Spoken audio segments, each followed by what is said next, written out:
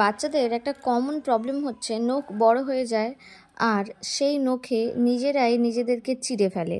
সেটা বেশ একটা প্রবলেম হয়ে যায়। এছাড়াও বাচ্চারা মুখে হাত দেয় এবং মুখে হাত ঢুকিয়েও দেয়। অনেক ক্ষেত্রে হাত খাওয়া আঙুল খাওয়া ভালো বলে, কিন্তু নখের মধ্যে অনেক নোংরা থাকে যেটা ইনফেকশন হতে পারে। তো নখগুলো কেটে দেওয়াটাই ভালো। তো নখগুলো কী করে কাটা যাবে, আমি এই নেল কাটারটা বাচ্চাদের জন্যই নেল কাটার, কিন্তু খুব একটা ভালো বলে মনে হলো না। তো যাই হোক, বাচ্চা যখন ঘুমোচ্ছে তখন আস্তে আস্তে ধরে ধরে আমি এইভাবে নখগুলো কেটে দিই। যদিও ইউটিউবে প্রচুর কিছু দেখায়, যেখানে দেখায় কি না অনেক দামি এক একটা যন্ত্র যেটা দিয়ে নখ কাটতে হয়।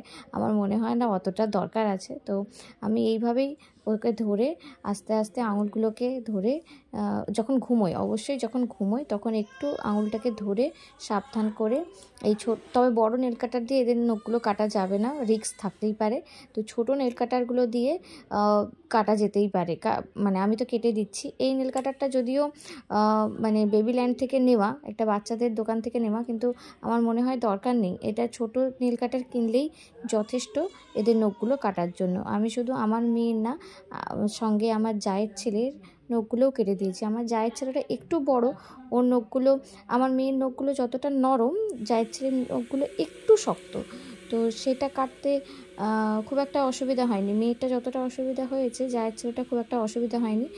তবে জায়ের ছেলে ঘুমোচ্ছিল না, তাই জন্য ওর ধরতে অসুবিধা হয়েছে। দেখো নখটা দেখতেই পাচ্ছ, এটা একটুখানি কেটে একটুখানি তারপরে ধরে টেনে দিলেই ছিঁড়ে যাবে, কোনো অসুবিধা হবে না। আমি এইভাবেই বাচ্চার নখটা কাটছি।